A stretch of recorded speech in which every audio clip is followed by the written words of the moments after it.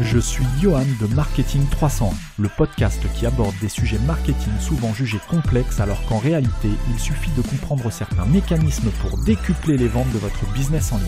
Après avoir créé une agence digitale en 2010 puis avoir racheté une société e-commerce en 2013, toutes deux toujours en activité, j'ai fait le choix de vous transmettre mes meilleures compétences à travers Marketing 301. Bonne écoute. Bonjour. Aujourd'hui, c'est l'épisode numéro 16 du podcast Marketing 301 et on va voir comment créer une fiche produit efficace sur votre site e-commerce. Mais avant cela, j'aimerais vous annoncer la mise en place d'un concours à la suite de cet épisode. À la fin de cet épisode de Marketing 301, j'offrirai un bon d'achat d'une valeur de 30 € à l'un d'entre vous. Ce bon d'achat sera valable sur le site de votre choix et sera bien entendu valable sans aucun minimum d'achat. Pour savoir comment participer et tenter de remporter ce bon d'achat, je vous invite à écouter l'épisode jusqu'au bout. J'expliquerai en fin d'épisode comment participer à ce petit jeu Marketing 301. Alors, pour en revenir au sujet du jour, une fiche produit efficace, c'est une page de présentation de votre produit qui va séduire vos visiteurs de façon à ce qu'il ait envie d'acheter sur votre site et pas sur celui de vos concurrents. La concurrence est tellement importante aujourd'hui sur Internet, ajoutez à cela une audience extrêmement volatile, il est très facile pour un internaute de comparer le même produit sur plusieurs sites avant d'acheter. Et ça se fait aujourd'hui grâce à Internet en quelques clics. La volatilité extrême rend également la mémorisation de votre marque très difficile pour les internautes. Il est donc essentiel de capter leur attention dès leur première visite et ça en quelques secondes. L'acquisition de trafic, c'est une tâche qui se complexifie de plus en plus, que ce soit via le SEO, donc c'est tout ce qui... Le SEO, c'est le référencement, via le social marketing, donc le fait de relayer vos produits sur les différents réseaux sociaux, via le sponsoring ou n'importe quelle autre manière d'acquérir du trafic.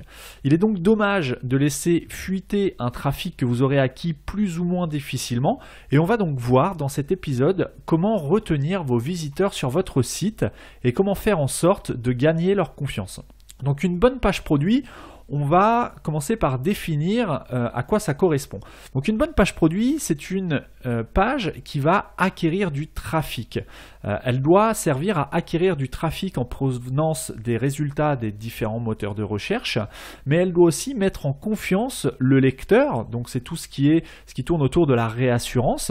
Elle doit aussi renseigner un maximum vos utilisateurs en donnant des détails techniques, des caractéristiques sur le produit qu'ils sont en train de consulter.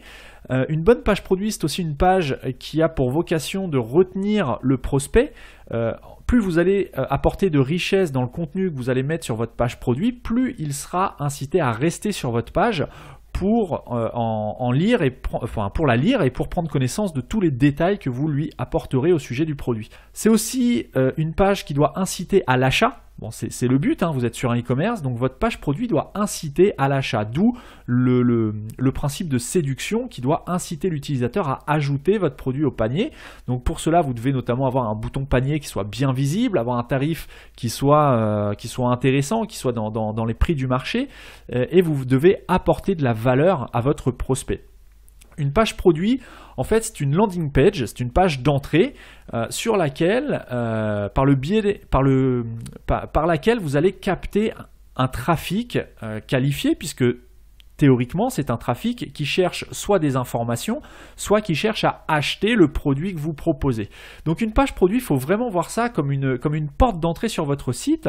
Donc on peut extrapoler en disant que plus vous avez un catalogue conséquent, plus vous avez de portes d'entrée sur votre site et plus vos pages produits seront bien faites, plus ces portes d'entrée seront grandes ouvertes, donc sous-entendu bien positionnées dans les SERP, dans les moteurs de recherche, et donc plus vous allez potentiellement capter un trafic important et qualifié.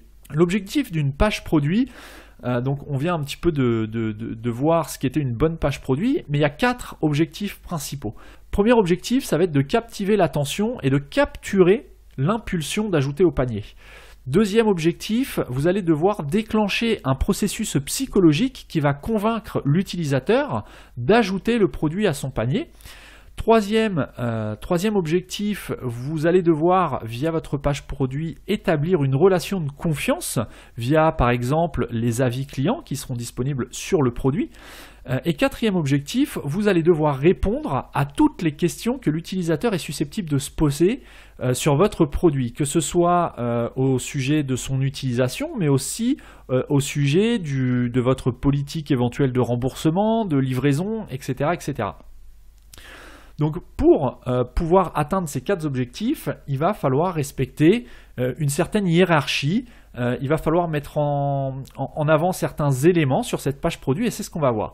Donc aujourd'hui, la hiérarchie d'une page produit, c'est quasiment standardisé sur tous les sites e-commerce. Je vous invite à naviguer, enfin j'imagine que vous l'avez déjà fait, mais si vous naviguez sur les sites e-commerce, quels qu'ils soient, notamment ceux de vos concurrents, vous allez voir que les pages produits sont plus ou moins standardisées. Les éléments sont placés plus ou moins aux mêmes endroits.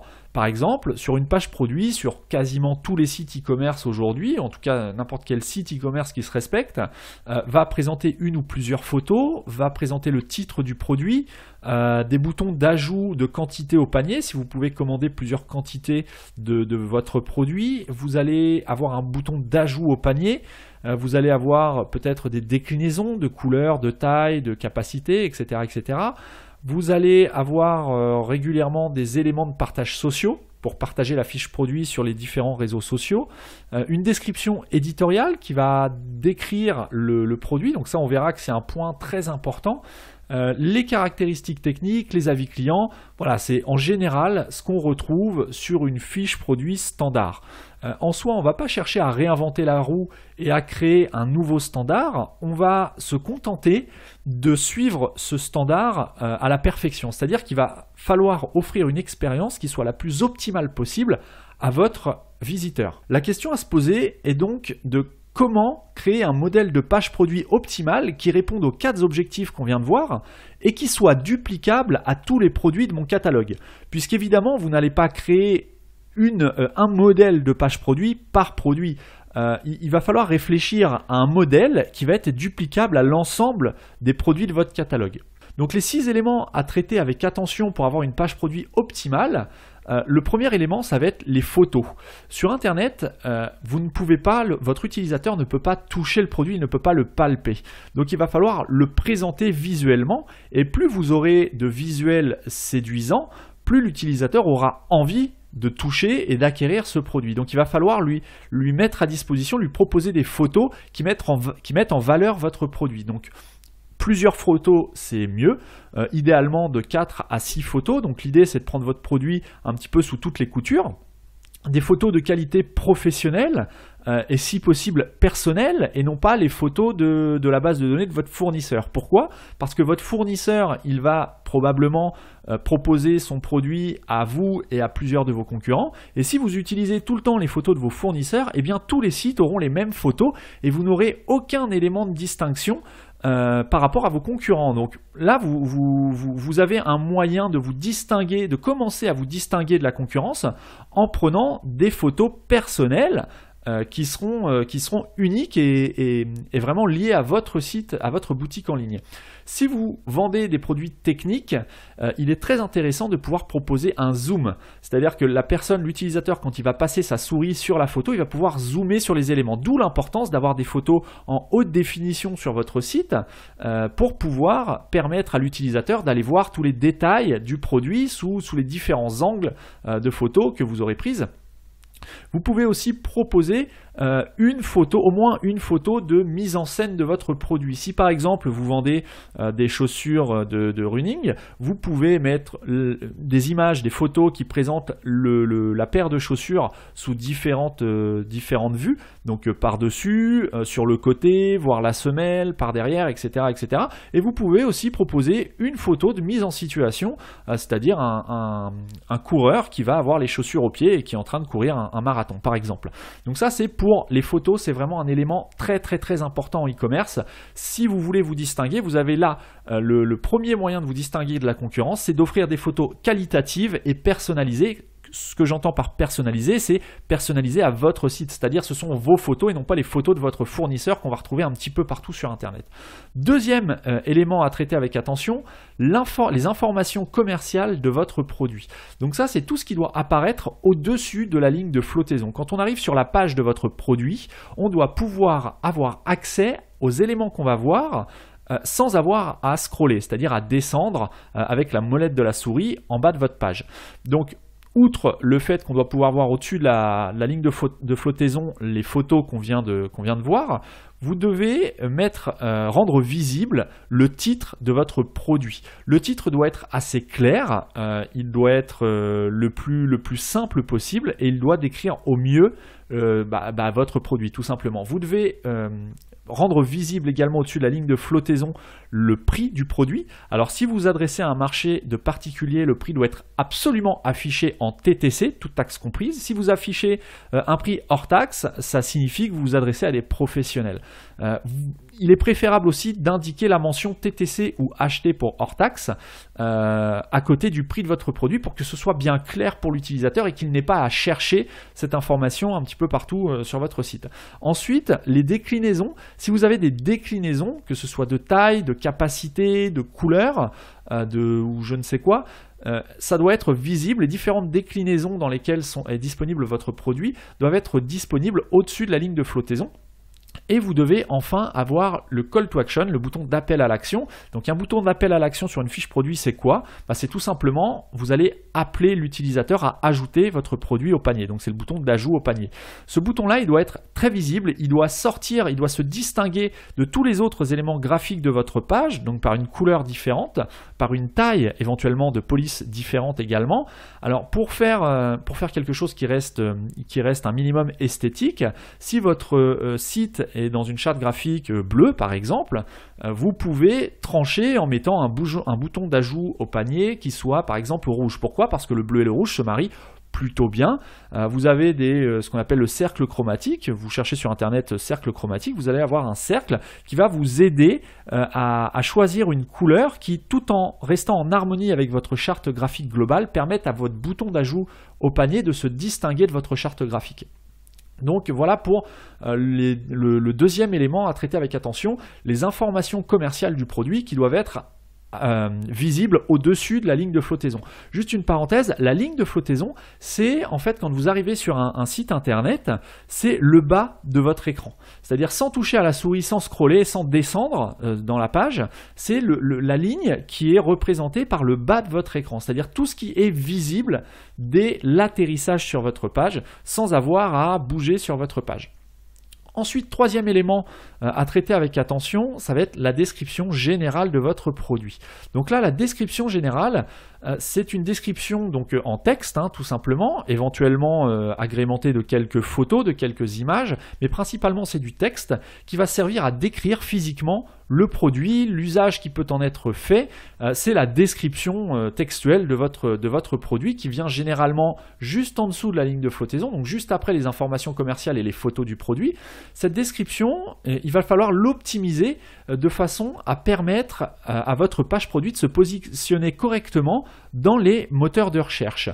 Google, lui, quand il va sur votre page produit, quand il va analyser le produit de votre page produit, il va regarder le texte de votre description notamment et il va en déduire la qualité de votre page. Plus votre page sera considérée comme qualitative, plus elle a de chances d'être positionnée en haut des SERP. Donc ce qu'on appelle les SERP, c'est les résultats des moteurs de recherche. Si vous proposez un contenu intéressant, vous allez en plus retenir l'attention de votre lecteur. Et donc plus votre lecteur, votre utilisateur, votre client potentiel va rester longtemps sur votre page, plus vous allez augmenter le temps de visite sur votre site. Et le temps de visite, c'est un indicateur SEO qui est soi-disant pris en compte par Google, il n'y a rien d'officiel là-dessus, mais plus un utilisateur va rester longtemps sur votre site, plus Google va pouvoir en déduire que votre site est intéressant. Si votre site était totalement inintéressant, vous auriez déjà un taux de rebond qui serait important. Donc le taux de rebond, c'est quand un utilisateur arrive sur une page de votre site et repart aussitôt sans avoir navigué sur votre site. Donc ça, c'est ce qu'on appelle le rebond. Ensuite, il y a le temps de visite. Le temps de visite, c'est quand un utilisateur vient sur votre site et il reste un certain temps. Plus ce temps sera long, plus ça suggère à Google que votre contenu est intéressant. Et plus Google aura envie de suggérer votre page à de futurs prospects. À savoir que le temps de visite, tout ça, comment Google en a conscience? Eh bien, il en a conscience par deux biais.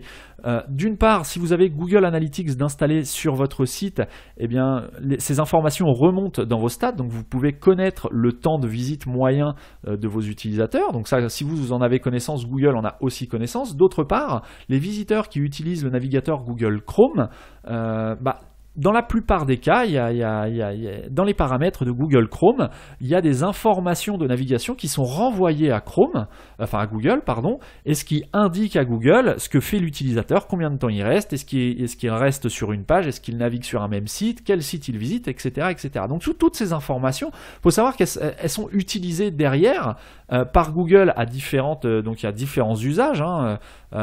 Éventuellement, quoique maintenant avec le RGPD c'est peut-être limité, la revente de vos indications, de vos indicateurs de navigation, c'est-à-dire ce que vous-même vous faites en utilisant le navigateur Chrome, ça sert à Google à analyser votre comportement et à positionner éventuellement les sites que vous avez visités plus ou moins bien dans les résultats de recherche. Eh bien c'est pareil pour votre trafic. Vos utilisateurs, quand ils viennent sur votre site en utilisant Chrome, eh bien ces informations sont portées à la connaissance de Google qui va en déduire que votre site est plus ou moins qualitatif et donc qu'il faut plus ou moins bien le positionner quand une recherche est faite sur un certain mot-clé.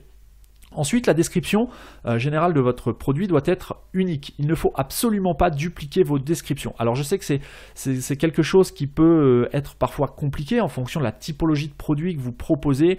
Quand c'est des produits relativement similaires, c'est difficile d'avoir des descriptions totalement uniques, mais ça c'est absolument essentiel pour espérer figurer en bonne place dans les moteurs de recherche. Donc il y a différentes petites techniques pour avoir des descriptions uniques. Une description doit faire environ entre 200 à 500 mots. Plus votre produit aura matière à être décrit, plus le contenu, plus il sera intéressant de mettre un contenu long, donc proche de 500 mots. Et si vous êtes sur des fiches vraiment très techniques où les produits sont très similaires, limitez-vous à environ 200-250 mots. Ce qui sera déjà très bien. Lui, Google, ce qu'il veut, c'est que votre contenu soit intéressant. Donc si ça sert à rien de mettre du blabla sur votre site et de rédiger pour rédiger et mettre n'importe quoi ou des informations qui ne sont pas très utiles à l'internaute. Donc voilà, des descriptions uniques d'environ 200 à 500 mots. Ensuite, l'aspect le plus détesté des achats en ligne, comme je vous le disais, c'est le fait pour les utilisateurs de ne pas pouvoir toucher le produit. Eh bien, pour amoindrir cet aspect négatif sur Internet, vous allez pouvoir l'amoindrir en mettant à disposition dans votre description générale une vidéo de mise en scène ou d'explication de votre produit. Des études ont été faites et montrent que 64 à 85% des utilisateurs sont plus susceptibles d'acheter après avoir vu une vidéo. Donc 64 à 85%, c'est quand même relativement important et donc ça vaut le coup, si c'est possible bien évidemment, d'ajouter une vidéo qui décrit votre produit ou qui montre l'usage de vos produits. Alors ça peut être une notice qui montre vraiment l'usage, comment utiliser votre produit. Ça peut être aussi une mise en scène de façon, une sorte de petite publicité qui sert à séduire l'utilisateur et à l'inciter à acheter votre produit. Et l'affichage supplémentaire dans les SERP est un avantage et très intéressant, puisque si vous avez des vidéos sur votre chaîne YouTube par exemple, quand une personne va rechercher le nom de votre produit, il y a de fortes chances que votre vidéo sorte également dans les résultats de Google, en plus du lien qui mène directement à votre page. Donc vous avez une porte d'entrée supplémentaire vers un même produit, qui est en l'occurrence la vidéo vers YouTube. Donc ça c'est vraiment très intéressant. Si vous avez les moyens de mettre une vidéo d'utilisation ou une vidéo de présentation de votre produit, c'est vraiment un plus par rapport à la concurrence. Quatrième élément à traiter avec attention, les évaluations. C'est ce qu'on appelle les avis clients. Plus vous aurez d'avis clients, plus vous allez envoyer un signal de confiance à vos visiteurs, et plus il y aura de confiance, plus votre taux de conversion est susceptible d'augmenter. Il faut savoir que plus de 80% des consommateurs consultent les avis avant d'acheter. Donc là encore, on est sur un élément qui est bien souvent négligé ou mal implémenté. Les avis clients, ça incite plus de 80% de votre audience à acheter. Donc c'est quand même indispensable. Alors je rentrerai pas dans le détail sur la polémique des faux avis clients, etc., etc. Bien évidemment, là je vous parle d'avis de consommateurs, d'avis de clients réels qui ont réellement acheté ou utilisé le produit que vous consommez. Alors une petite astuce, si vous vendez sur différentes plateformes, que ce soit sur votre site mais aussi sur des marketplaces divers et variés, vous pouvez éventuellement réutiliser les avis des marketplaces après vous êtes assuré auprès des conditions d'utilisation des marketplaces en question si c'est autorisé par leur règlement d'utilisation, mais vous pouvez réutiliser ces avis et les ajouter sur la page de votre produit. Alors il y a plein de petits modules que vous pouvez ajouter qui sont disponibles pour la plupart des CMS e-commerce. Vous avez notamment avis vérifié, vous avez Ecomi, vous en avez plusieurs. Il y a une société que je trouve plutôt pas mal, surtout si vous vendez en France et que vous commercialisez votre produit à une audience française. C'est un module qui est proposé par une société qui s'appelle Société des avis garantis. Donc j'ai aucun lien d'affiliation avec eux. C'est juste que voilà, je trouve leur communication plutôt sympa, qui sort un petit peu du lot par rapport à tout ce qu'on a l'habitude de voir entre avis vérifié, Ecomi et les autres. Voilà. Société des avis garantis, ils ont un petit logo qui va être apposé sur votre site qui est bleu, blanc, rouge. Donc ça fait un petit peu penser à un label Made in France, bien que ce ne soit pas ce qui soit véhiculé directement par cette entreprise. Mais en tout cas, voilà, c'est Société des avis garantis. Je vous invite à taper ça sur Google, à aller voir un petit peu ce qu'ils font. Je trouve ça plutôt intéressant.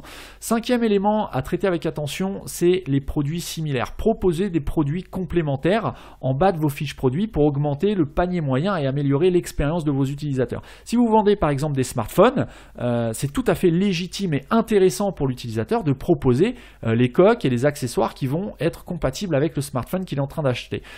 Premièrement, ça va probablement augmenter votre panier moyen parce que vous allez inciter l'utilisateur à ajouter autre chose que le produit qu'il était venu chercher initialement, mais en plus ça va améliorer l'expérience de votre utilisateur puisque vous allez lui donner des informations qui vont probablement l'intéresser puisque ça rentre exactement dans le cadre de ce qu'il cherche à faire. Donc s'il cherche à acheter un téléphone, il y a de fortes chances que derrière il ait besoin d'une coque ou d'une batterie supplémentaire ou je ne sais quoi, ou d'écran pour protéger les écrans, enfin de film de protection d'écran. Vous pouvez lui proposer ces produits, après libre à lui de les acquérir ou pas, mais au moins vous lui aurez facilité la tâche et vous lui aurez évité d'aller chercher ce genre de produit soit ailleurs sur votre site, soit sur un site concurrent. 6e et dernier élément à traiter avec attention, ça va être le service client. Ça rentre dans le cadre de la réassurance. Si vous avez par exemple une politique de retour, ce que je vous invite vraiment à mettre en place, si vous avez un formulaire de contact, si vous avez moyen de répondre au téléphone, je vous invite sur la fiche de votre produit à faire figurer ces éléments de façon à vraiment mettre votre utilisateur en confiance. Il ne faut pas oublier que l'utilisateur il est sur votre fiche produit, donc il y a de fortes chances qu'il soit intéressé pour acheter ce produit. Maintenant, il va falloir le convaincre d'acheter. Et pour le convaincre d'acheter, il va notamment falloir lui faire prendre conscience que vous êtes une entreprise sérieuse, qu'il n'y a rien à craindre sur votre site, que s'il n'est pas satisfait, vous pouvez éventuellement lui proposer de reprendre le colis et éventuellement de le rembourser. Après, c'est libre à vous de voir ce que vous pouvez ou ne pas faire. Vous pouvez lui proposer une livraison gratuite. Vous pouvez lui proposer de rentrer en contact avec vous en mettant un lien directement sur la page produit vers votre formulaire de contact. Si vous avez une assistance téléphonique, affichez en clair le numéro de téléphone auquel il peut vous joindre. C'est important pour lui de savoir qu'il y a une personne physique derrière et qu'on n'est pas simplement sur une machine à vendre totalement déshumanisée et qui est gérée par quelqu'un qui se fiche royalement de ses prospects. Donc voilà, c'est important vraiment de le chouchouter, de lui montrer qu'il y a un vrai service derrière, que vous êtes sérieux, que vous êtes une vraie entreprise et que vous avez à cœur de pas uniquement de lui vendre quelque chose, mais surtout de répondre à son besoin. Vous pouvez aussi lui proposer, notamment via un numéro de téléphone ou via un chat, un conseil, le fait de le conseiller avant d'acheter un produit. Ça, c'est quelque chose qui marche très très bien. S'il a des questions, faites-lui savoir qu'il peut vous appeler ou qu'il peut vous communiquer par chat. En ce qui concerne les chats, je voudrais faire une parenthèse sur le phénomène des chatbots. On voit de plus en plus émerger ce genre de pratique. Alors j'ai un avis personnellement assez mitigé sur cette utilisation, sur cette stratégie pour 2 raisons. Première raison, un utilisateur qui vient sur Internet, comme on l'a vu, déjà il se heurte au fait qu'il ne va pas pouvoir palper physiquement le produit. Donc si en plus vous lui proposez de converser avec un robot, il y a de fortes chances qu'il n'ait pas envie de discuter avec un bot, tout simplement.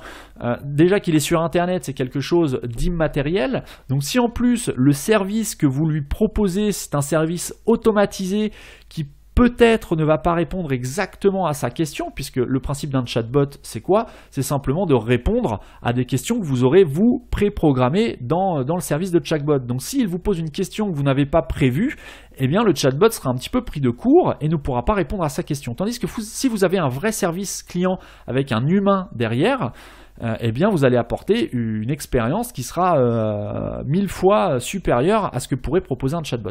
Cependant, deuxième chose, un chatbot, dans certains cas, ça peut être utile. Quand vous remarquez que vous avez des questions qui sont récurrentes, que vous avez toujours les mêmes questions, de 2 choses l'une. Soit c'est que votre fiche produit n'est pas faite correctement, puisque théoriquement votre fiche produit doit répondre à toutes les questions que le client, votre prospect est susceptible de se poser.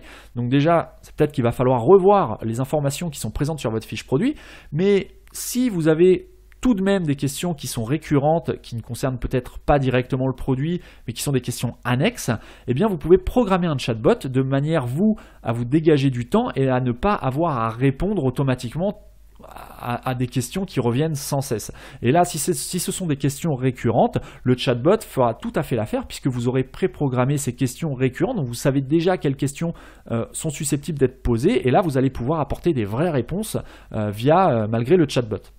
Donc voilà, le chatbot à tester en fonction de votre audience, des produits que vous vendez et surtout des attentes de votre audience. Donc voilà pour les 6 éléments qui sont à traiter avec attention.